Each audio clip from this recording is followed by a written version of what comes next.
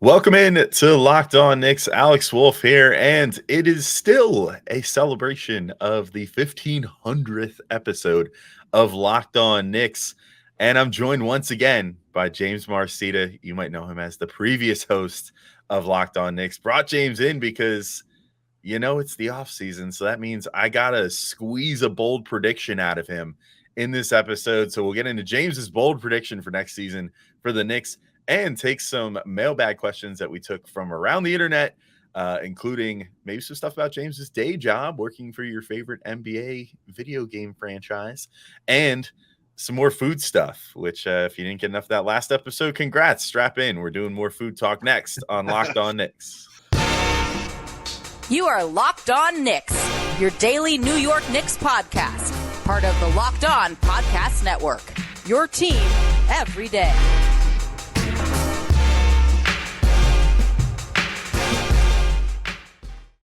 All right, welcome in to Locked On Knicks, and today's episode is brought to you by FanDuel Sportsbook, official sportsbook of Locked On. Make every moment more. Visit FanDuel.com/LockedOn today to get started. And I want to thank you guys for making Locked On Knicks your first listen today and every day, whether you're checking us out on your favorite podcast platform or taking in the sights and sounds on YouTube. I appreciate you guys making it as part of your daily routine. Be sure to hit the auto download function on your favorite podcast app or the notification bell on YouTube if you want to make sure you never miss an episode. And if you want to keep the conversation going with Gavin and myself, you can join us on Subtext. Check the episode description for details. I'm Alex Wolf. I'm editor-in-chief at Knicks site, The Strickland, which you can find to strict.land. Joined once again by former host of Locked On Knicks, James Marceda. If you haven't listened already, we did one episode yesterday where we talked about the Knicks Raptors drama going on right now, what it means for the Knicks.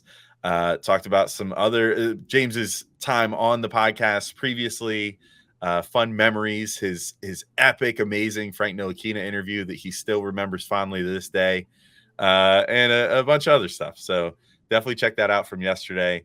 But James, today on a totally separate day, we did not record this at the same time. How you doing, buddy? How's life treating you? So much has happened in my life since we last recorded. It's hard to even wrap my head around it, but I'm hanging in there. There's been ups and downs, all kinds of crazy stuff. A couple I have pieces not of changed dust my settled t-shirt. on my couple I had no pieces time to change my outfit. Some dust settled on my desk. It's like Yeah. it wasn't there before. Now it's there. Yeah, I don't know. It's like being here is good. It brings me back to like baseline, and I feel grounded again. So yeah, it is fun. Thanks for having me back.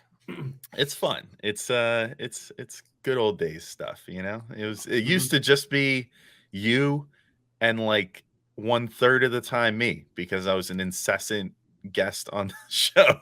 I was really like, it was kind of. I stopped myself from cursing. I'm learning. I was kind of like the Uber of Locked On Knicks hosts. Like I had you. You were like an employee that I refused to pay. Like you were like a co-host without being a co-host. You appeared on so many times. Except then it just turned into Schwinn and I fighting over who was the most illustrious, and me eventually winning by hard math, being like, yeah, well, I will give more free labor than you ever could, buddy. I'll do it more. And that's another classic, like, horrible capitalist thing. You pit the laborers against each other. So it took me a little bit of hindsight to realize that I acted poorly there. But all right, Jeff Bezos. Well, let's that's me. Let's get your bold prediction. What's your bold prediction for this coming Knicks season? Well, I can't let Bobby Marks outbold me, so I'm going to say said the Knicks are going to to the finals. We're going. We're going to go. We're going to win. Blazing. Yeah, I do think, I don't like nearly dive as deep into the stuff as I used to when I hosted the show, obviously, but I am still a huge Knicks fan, and I do still follow the sport like pretty closely for someone who's not a podcast host, and I do think they could advance to the Eastern Conference Finals, like for real this year. I think they could have last year if things had broken a little bit differently. I don't think anyone is so much better that they're like, I don't think like Miami now is like leveled up to some degree. They haven't added Damian Lillard yet. So like the way things stand, I totally think Eastern Conference Finals is like possible dial that back a little bit. But my bold prediction will be championship win to one up Bobby Marks officially. That's my official bold prediction. All right, so reasonable prediction is Eastern Conference Finals. Yeah. Bold prediction is finals win. I also think the Obi thing is like sort of unfortunate the way it played out, but because he was never going to be used, in my opinion, to his like fullest strengths. Now they've got someone in DiVincenzo who presumably they're all on the same page there. And another year with everyone playing together, Josh Hart for the full season might mean like better seeding. They played lights out, when he showed up. I think that they could be better positioned to start the playoffs, and I think chemistry is a real thing. I think Mark's brought that up too, which is annoying. But continuity is important and matters. I mean, that stuff does matter. And if you have talent, which I think the Knicks do, it can be something that like levels you up at least a little bit, And they weren't so far off from getting the Eastern Conference Finals, so I think that's like a reasonable bold prediction. Isn't it kind of annoying that like when Bobby Marks has been an unapologetic Knicks hater for years, and when these guys pivot and then be like Richard Jefferson does it sometimes too, where they'll just be like, you know what, the Knicks are going to be great this year, and it's like, no, you have not earned that. You have not earned the right to say that, buddy. Like, keep the same energy. Keep saying that they're horrible and that they're mismanaged, that they never do anything right. Like, I don't want to have to agree with you later on when they're good. I want to, be able to get my retribution here. And you're like getting ahead of this story. And I don't appreciate that. I truly did that not. That part like is frustrating, but at the end of the day, I'd rather have like I don't even know if it's the child in me. It's what I was about to say, but like, there's an embarrassing part of me that like, it feels good to see the team that you root for be positively covered in the press. Like it's this nice little, like, it's probably a little dopamine hit or something. When you read a nice headline, you read a nice article, you're like, nice. My favorite guys who don't care about me at all are being positively covered by someone else who doesn't care about me at all. Like, sick. So like, I do kind of like it. I know what you mean, and I'm with you to some degree, but there's another part of me that's like, I just want everyone sort of like kissing the Knicks behind. Yeah, I think I don't know. They go like, I go back and forth with it because I think that sometimes some guys are just so egregiously negative about the team that then when they turn positive, I'm like, no, you were the worst defender. And that's why this angers me. Like, if it's like Zach Lowe being like, I mean, granted, Zach Lowe's had his moments too. Like, the dude like called the Knicks the Kazoos for like 10 years. And then, around the KD saga, the worms sort of turned with him. And then it's never, he to his credit, never really went back into like the super Knicks hating ways after that. But like other guys, it's just like, dude, like you've gone so far out of your way to say that the Knicks are trash that you'll like get into like 16-year-old like Twitter arguments, with people for like days on end about how you think the Knicks are trash, and then like now you're going to come out now and be like, no, never mind, they're a finals team, they're totally good. So then later on too, if they don't make the finals, you can be like, they're a disappointment, they didn't make the finals, and I predicted them to. Like, those are people that you just got to ignore. I know. It's like the Michael Rappaports of the world who just want attention no matter what, and they're not serious people. So like, forget, Stephen A, Kristen F, anyone who has an initial that they go by. Oh man. All right. Well, on that lovely note, you know what? That's good advice. Let's end this segment on that advice. It's best tune out. I'm almost 41, so I'm very wise now. There you go. Tune out the haters. That's James Marceda's advice here. But you know what? You know who is super serious and not at all terrible is FanDuel, and that is today's episode sponsor. And football season is about to kick off, and FanDuel is giving you the chance to win all season long, because right now when you bet on a Super Bowl winner, you can get bonus bets every time they win in the regular season. So just pick any team to win the Super Bowl and you'll get bonus bets for every victory. That's right. So if you're a Jets fan like me or a Giants fan like James, you can place a bet on your favorite football team. And look, even if they don't win the Super Bowl and you don't win the money from that, every time they win the regular season, which hopefully both those teams will have good regular season records at least, you get bonus bets, and you can use those on spreads, player props, over-unders, and more. perhaps I could suggest a same game parlay. That's my favorite thing to do. Do like an uncut gems one where you make a million things that have to go right for you. And then if they do, then you win a bunch of money. And if they don't, hopefully you don't get shot like he did. So anyway, visit FanDuel.com/lockedon and start earning bonus bets with America's #1 sportsbook. That's FanDuel.com/lockedon. All right. And we're back in, continuing talking with former Locked On Knicks host James Marceda as we celebrate the 1500th episode of Locked On Knicks. And so last episode, James, and for the second segment, we kind of talked like past memories, but now people want to know what you're up to now. So we got some of these questions from our Strickland Discord, but these people are on Twitter as well. So Duder Adam from the Discord, who goes by the Fiend Machine, I believe, on Twitter, wants to know what's the Provolone Rangers day job, and then Spirewoon, whose Twitter handle I don't know. Well, you know what? Let's hear what your day job is first for anybody who's curious before we ask the second question, because otherwise it gives it away. I feel like Duder Adam is making fun of me, like because I mention it too frequently, because I actually like my job.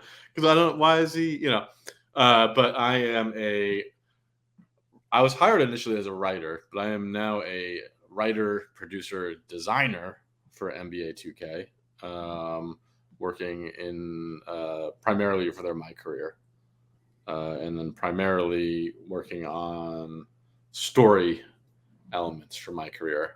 I know a lot of you are going to now need to kind of like gather yourselves because you didn't realize you were in the presence of such an incredible artist. I know that NBA 2K's My Career is one of the most well-reviewed narrative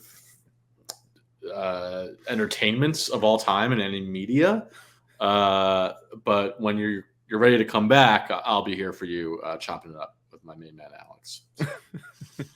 Pause, take your heavy breaths real quick. Yes. Breathe deep. That's Breathe something deep. I would say to my daughter. She gets very overwhelmed a lot. She's 2 years old, and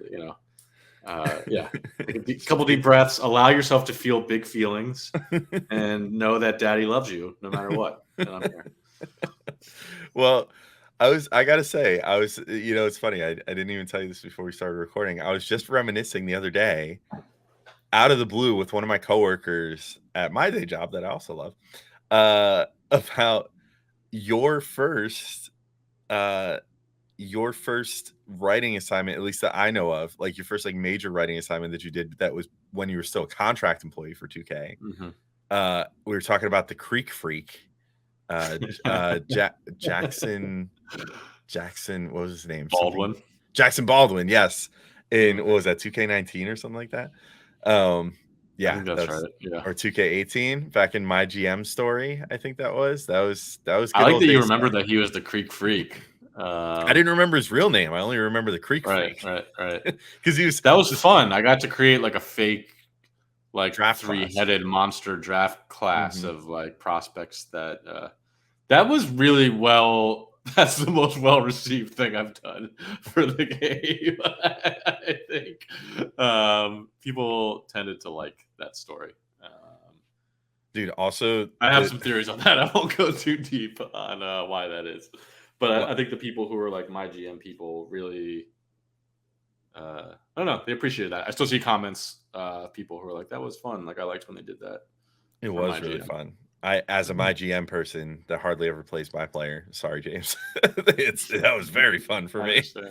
Yeah. But that was like the most broken player in the history of 2K as well. Like you waited like because they had to do who I described, and it was like a Giannis meets Steph Curry. You gave him like 2 years. Impossible basketball player that could ever exist. You gave they did it. The gameplay guys did a good job of like creating this person that I narratively described. And he was just like, people were like, yeah, he would win like 20 MVPs in a row and stuff. Yeah. If he would, There's like whole YouTube videos committed to like 20 years careers with him and all this stuff, and just being like, this is like the Creek Freak era now. And it always is, and it always will be. Anyway, so this takes us to the other question that we got. I had to get the reveal out there, the seismic reveal that you work for NBA 2K. Spirewoon wants to know from the the Strickland Discord. Can you personally ensure that Halliburton's 2K rating is lower than Jalen Brunson's in perpetuity? This is very important. Unfortunately, I can't. That's Ronnie 2K's territory. Does he set all the ratings? He programs the entire game. And our ratings are all based on his formula that he's personally been working on for 20 years, fine tuning. So sarcasm font, if you can't see my face. Man, Ronnie's a busy man. That's my funniest. That is like my funniest genre of comment of like when people legitimately think that he's responsible for like doing all this game stuff. Yeah, he's the face of the franchise. So he's not behind the computer as much. I don't think. Yeah. All right, give me one spoiler-free, non-NDA breaking thing, because we're like 2 weeks away from the game. Why should people buy the game this year? This episode is not sponsored by NBA 2K or anything, but I want to prop up your work because I think you do really good stuff, and I'm very proud of you. Thank you. I will say this has been kind of talked about, so I think I can say what I'm about to say. I'll let you know tomorrow if I said something that I need you to bleep. So my career specifically, we really streamlined it is the word that they used this year to describe the story, and the focus is like really super squarely on basketball. And so if you come to that mode for like basketball stories and that's what you want out of it, you're gonna have a good time.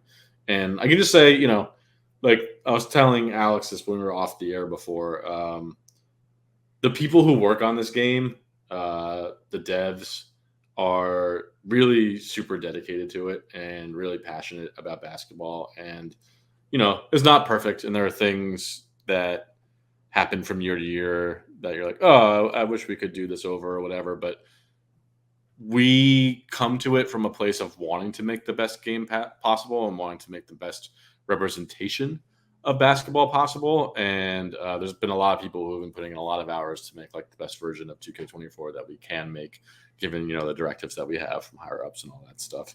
So, not everything is like 100% in your hands always when you work for a big corporation, but the people behind the scenes trying to make the game really care a lot about it. And I think this is, another good installation. Like, and we've got the LeBron eras this year, and I think that's like a really fun addition. If you were into the eras thing, like why not have another one that starts with when he goes to Miami?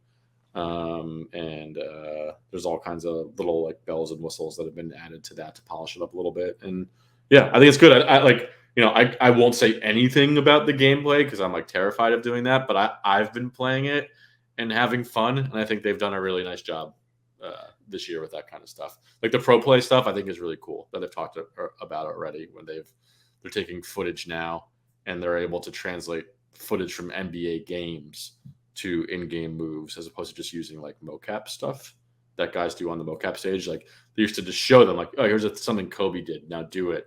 But now they can just, take footage of Kobe and like put those moves in the game. And like, it's really impressive.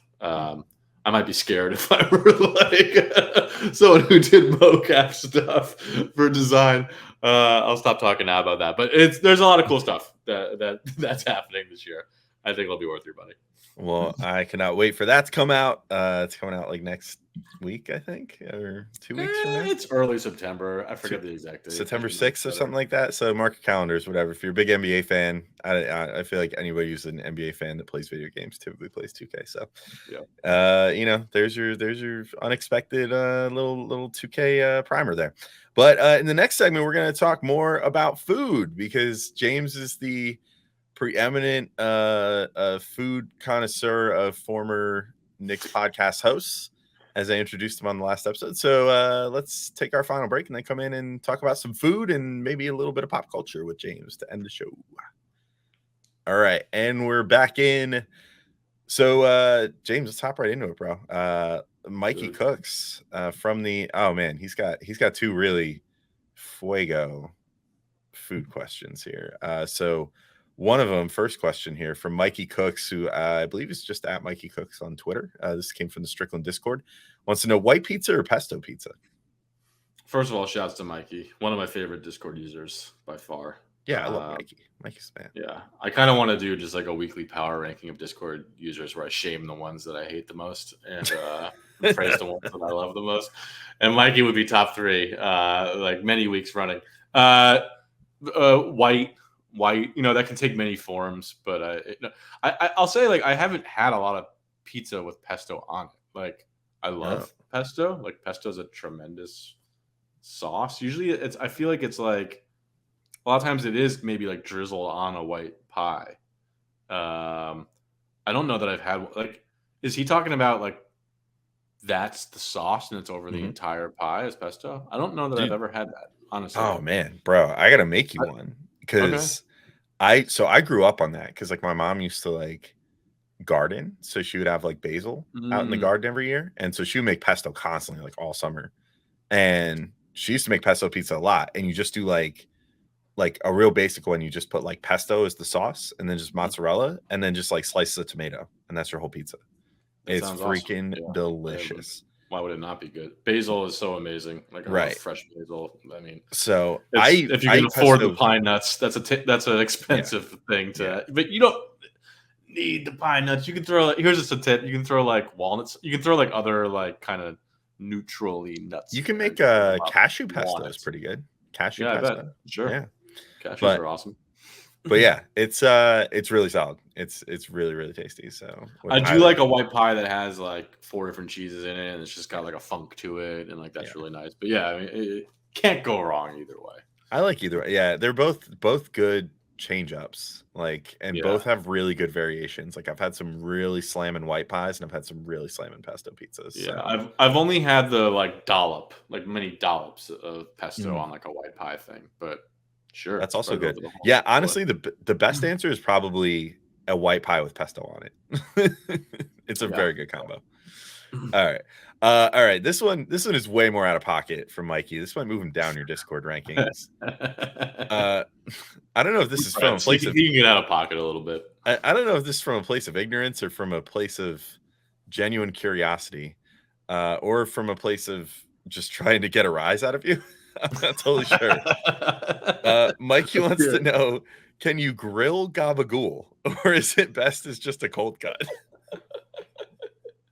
Well, okay, here's what I'll say. It is best as a cold cut.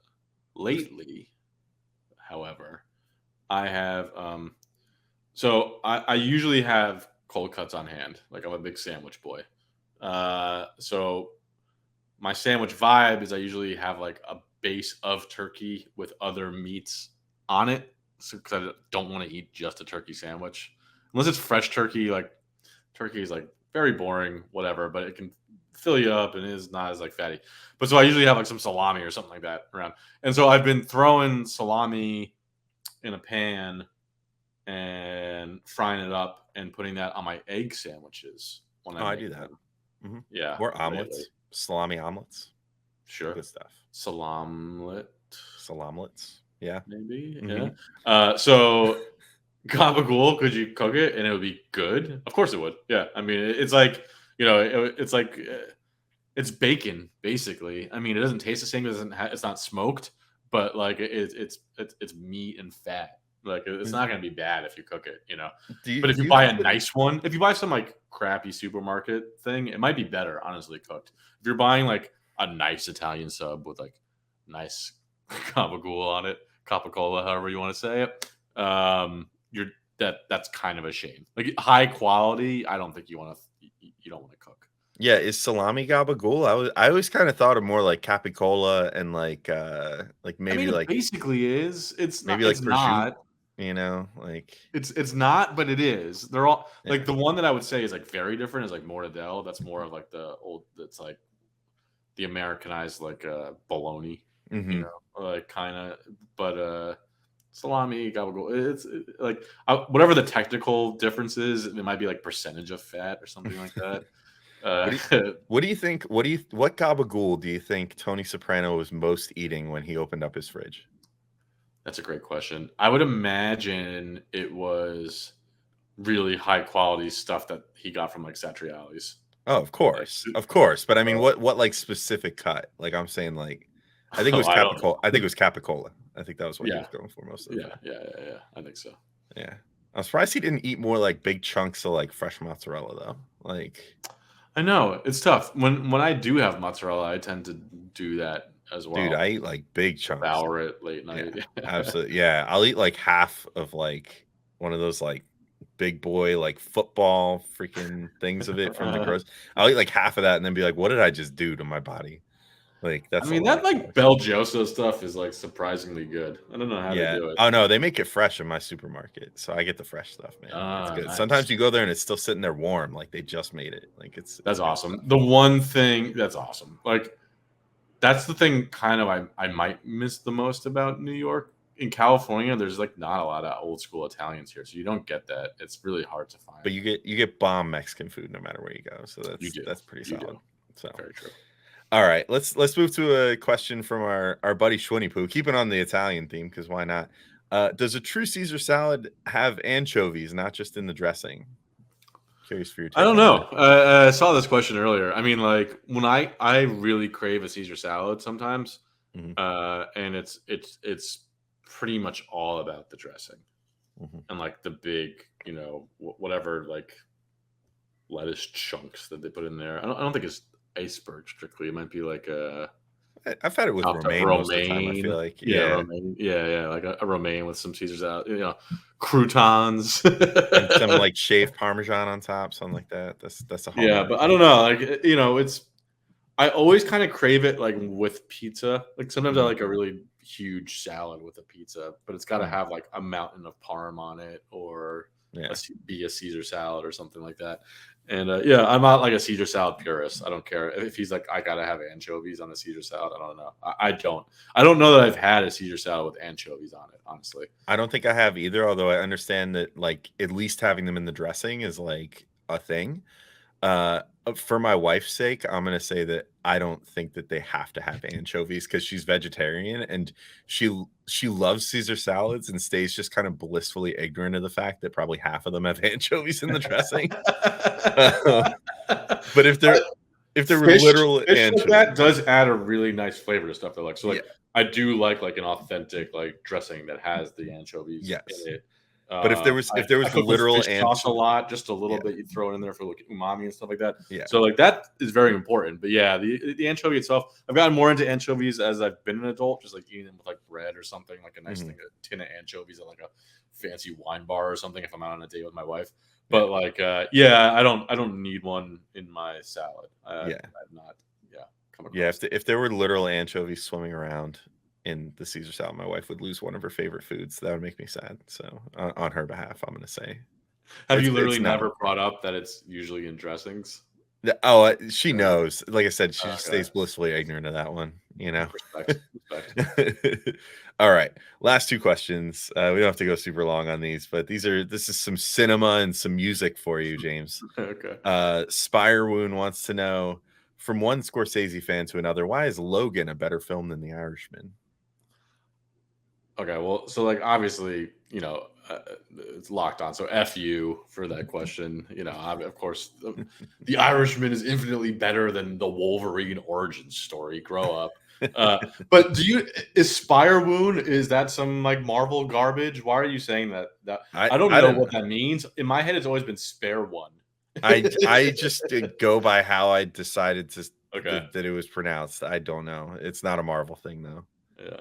Logan is Wolverine's origin movie, right? Logan is actually Wolverine's finale. Old man. Yeah. Did he die? Yeah. Oh, so people like cry during that. Yeah. Lots of tears. It was pretty sweet, honestly. If you were ever going to watch a Marvel movie, you should watch that one because it's very much like it's done like a Western. Like it's pretty sick. Okay. As much as I take the piss, you know that I've enjoyed some Marvel movies. Yeah, So like, no, this is one that I might watch that one. as a standalone, you might enjoy it. Like it was Okay. really solid just as like a movie, and So this is actually a good comparison then, because The Irishman is about like growing old and like dying and like that part. It's about growing old. It's also a great like sort of like fatherhood story a little bit. Like he sort of like almost adopts the one character in it. Like so, as a great father yourself, you might enjoy it. Yes. Okay. All right. Last question from Duder Adam: is Jerry Garcia overrated?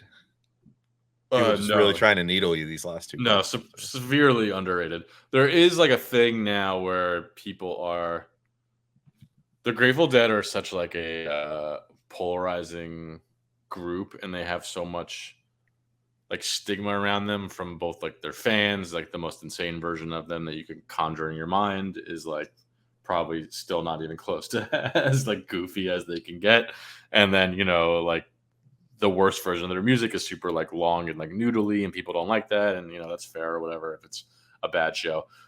But like, so they go up and down. Like when I was a kid, like grunge people like hated like Grateful Dead stuff so much. It's like this hippie crap, like guitar solos, so long, like more like a punk reaction to it. Like, your song should be a minute and a half. You shouldn't like make money ever, all that kind of stuff.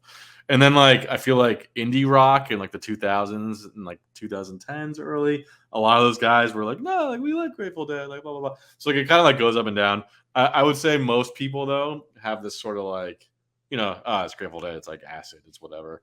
But he's an incredible musician, underrated. At his peak, is as good as anyone on guitar. Miss you every day, Jerry. Love you, buddy. All right. Well, speaking of that, miss you every day, James. Love you, buddy. Thanks for coming on, man. There we go. Thanks for having me. Yeah, appreciate you popping in, celebrating the 1500th episode of Locked On Knicks. Although the people on YouTube are probably, what are you talking about? I can see you only have 500 something episodes. Well, that's just since we moved to video, but yeah, there's a large backlog. So if you've only been watching on video, go check out the audio backlog. You can go check out James's epic Frank Ntilikina interview from 2017. Honestly, my best episode was probably the one where Kristaps got injured. If you could find that, it's like I remember February of whatever year that was. Yeah, that one was a classic. I remember that. Yeah, I was happy with it. Oh, and I did. Right before I left, it was like a season preview through the lens of like Ready to Die, I want to say. And I went like track by track and like made it all about the Knicks and like used a lot of sound clips and stuff. And I spent a lot of time on that episode. So if you do go back, you can find like the Biggie Ready to Die preview of the Knicks season, whenever the hell that was. Nice. Well, thanks so much, James, for popping on. Thank you, everybody, for listening. And we'll have more Knicks coverage. Things keep rolling. What's a Grateful Dead thing about life keep going on? Do they have a song about that? Touch of Gray. I will get by. I will survive. There we go. Perfect. Yeah. We'll keep going. We got plenty of off season to cover, and plenty of things to go on, and another 1,500 episodes of Locked On Knicks to get through. So. We'll be there for all of them. James will be back from time to time, but Gavin and I will be back next week talking about some more stuff, maybe some international ball. I know I've teased that like 5 times, but we haven't talked about it yet, even though Jalen Brunson and RJ Barrett are doing pretty good. So maybe we'll be back talking about that. But until next time, thank you all for listening, and we'll talk to y'all soon. Peace out, everybody.